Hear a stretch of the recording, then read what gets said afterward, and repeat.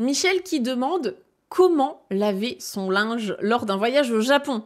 Ben oui, quand on reste plus d'une semaine, et en général c'est ce qu'on fait quand on est au Japon, on reste facilement 2, 3, 4 semaines, voire plus, la question de laver son linge va vite arriver, hein, parce qu'on va pas emmener 3 mois de vêtements différents, c'est pas possible. Donc comment ça se passe? Est-ce qu'il y a des laveries automatiques dans lesquelles on peut avoir accès un peu partout en ville? Comment on lave son linge au Japon? Enfin bref, parlons de ça.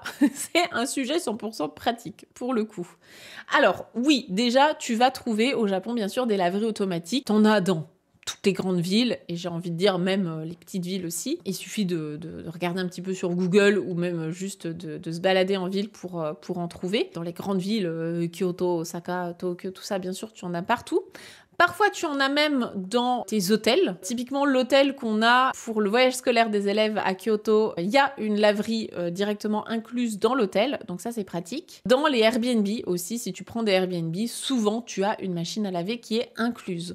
En tout cas, moi, c'est quelque chose que je prends en compte. Avant de réserver un logement au Japon, je vérifie qu'il y ait toujours une machine à laver. C'est essentiel pour moi. Ensuite, comment ça se passe pour la lessive en elle-même et les programmes de la machine à laver? Souvent, dans les laveries automatiques, le savon va être inclus. Donc, tu n'as pas besoin d'acheter ta lessive en plus. Après, ça dépend des endroits. C'est comme partout, il faut vérifier. Sinon, tu peux acheter ta lessive au supermarché ou au combini si jamais tu en as besoin rapidement. Donc là, t'achètes ta lessive, quoi, tu la mets dans ta machine à laver.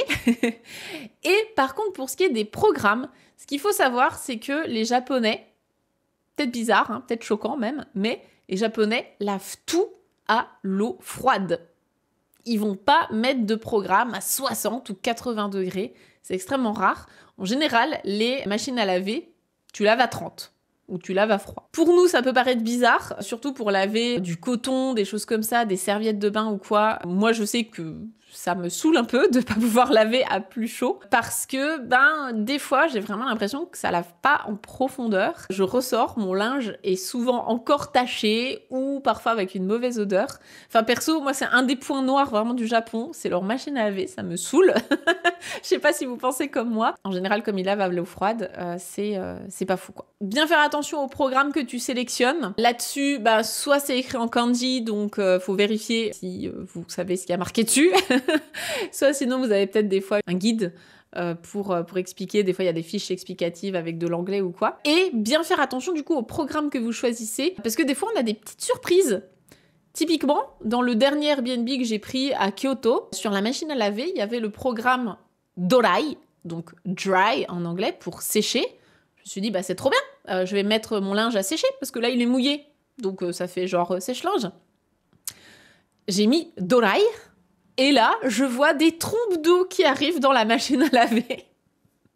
Le linge était encore plus trempé que quand je l'avais mis dedans avant.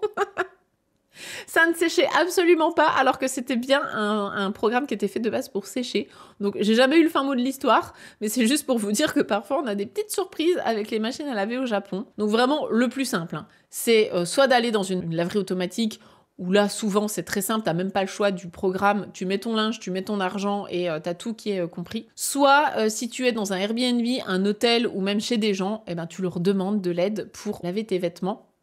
Donc c'est sûr qu'arriver avec des bases de japonais, ça aide justement pour demander comment fonctionne la machine à laver, tout ça. Tout ça, je vous rassure, hein, c'est des choses qu'on voit dans Objectif Japon, donc vous arriverez pas en étant dans la galère. Mais voilà, ça c'est les joies des machines à laver au Japon.